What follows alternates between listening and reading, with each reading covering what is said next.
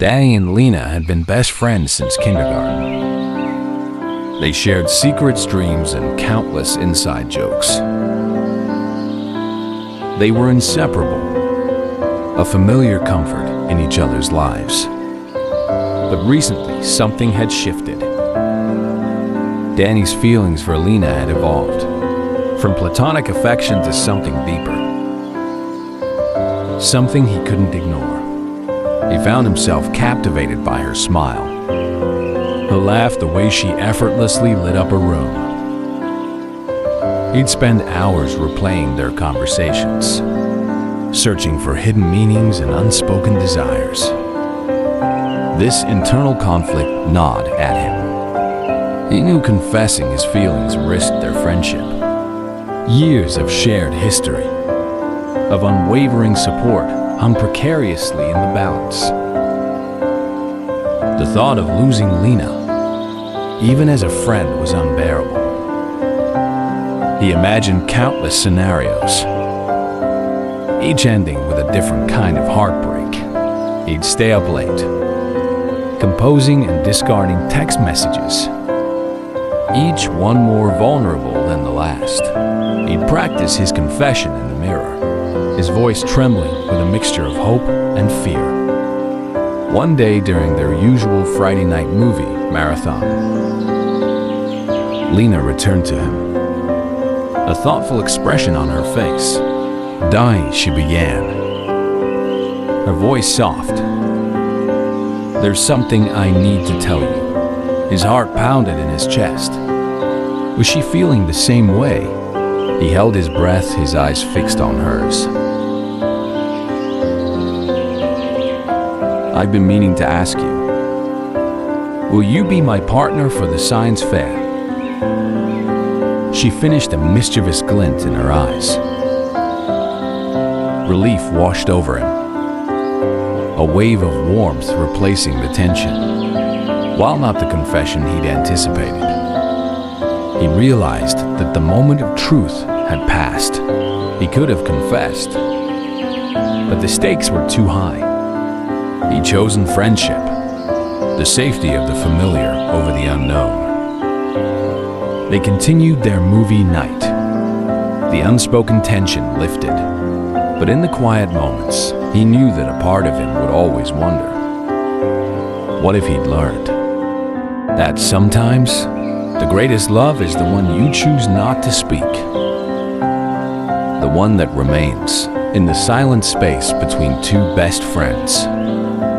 The flickering screen of Demas's laptop cast an eerie glow on his face. He'd found it a forbidden game, whispered about in the darkest corners of the internet, a game not available on any legitimate platform. Intrigue gnawed at him, the risk, the mystery, the allure of the unknown. He downloaded it initially. It seems like any other horror game. Jump scares, creepy graphics. The usual fare, but as demons played, a creeping unease settled over him. Objects in his room shifted. A book fell from the shelf.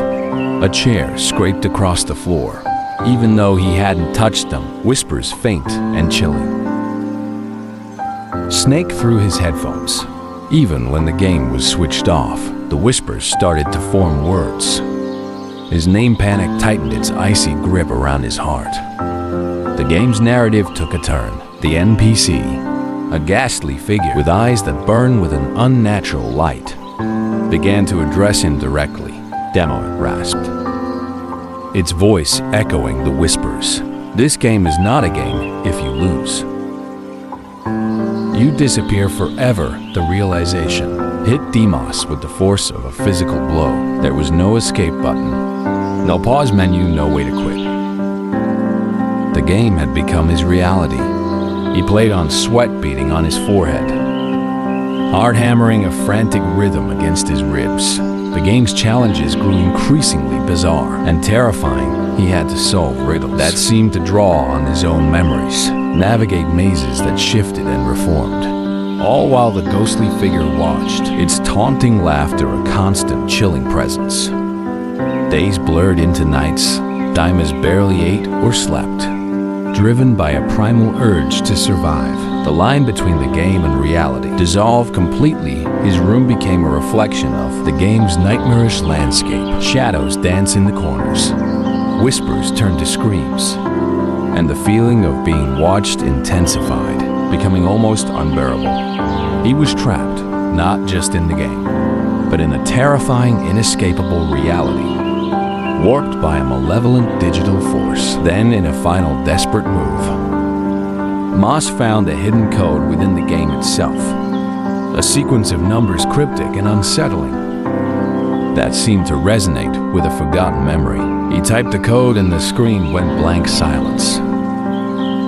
A heavy silence that hung in the air, thick and suffocating slowly. Tentatively, Demas opened his eyes. His room was still, the shadows gone. The whispers silenced. He was back. Or was he the lingering chill in the air? The phantom touch of unseen eyes on his skin suggested otherwise. He had won the game. But at what cost? The victory felt hollow, tainted by the lingering uncertainty of what was real and what was not. The game he knew would always be a part of him. A chilling reminder of the day he played the Forbidden's game and nearly lost himself forever. Dika, a quiet, intelligent high school student, often found himself the target of BMI, the school's most popular student. BM, Ace Taun's initially subtle, escalated into daily harassment. Teacup bored silently, his shoulders perpetually slumped. His gaze fixed on the ground. His only solace was Sita, his loyal and fiercely protective friend. She stood by him, a silent sentinel against Beamer's relentless attacks. Her unwavering support, a small beacon in Dika's darkening world. One day after a particularly vicious incident, where Bema and his cronies cornered Dika in the hallway, Sita, usually composed and calm, snapped. She confronted Beamer, her voice trembling but firm. Her words a sharp contrast to her usual quiet demeanor. Her unexpected outburst stunned Beamer, momentarily breaking his usual arrogant facade. Word of Cedar's defense spread, reaching Andy, a former victim of Beamer's bullying. Andy, having silently endured Beamer's cruelty, saw in Cedar's defiance a spark of hope he'd long forgotten. He approached Dika, offering his support and sharing his own experiences. Andy's story was a revelation to Dika. It wasn't just him. BMA had a history of tormenting others. This shared experience forged a bond between them, giving Dika the strength he hadn't known he possessed. Meanwhile, BMA, despite his outward bravado, was struggling with immense family pressure. His parents, preoccupied with their own problems, were emotionally distant, leaving Bima feeling neglected and misunderstood. His bullying, he realized in retrospect, was a desperate attempt to assert control in a life where he felt powerless. His actions, he now understood, were born of insecurity and his own deep-seated pain. The turning point came during a school assembly. BMA, emboldened by his own vulnerability and witnessing Deka's resilience, finally cracked. He confessed his own struggles, his voice barely above a whisper, his confession raw and honest, shocked the audience into silence. Dika, seeing the genuine remorse in Beamer's eyes, found unexpected empathy.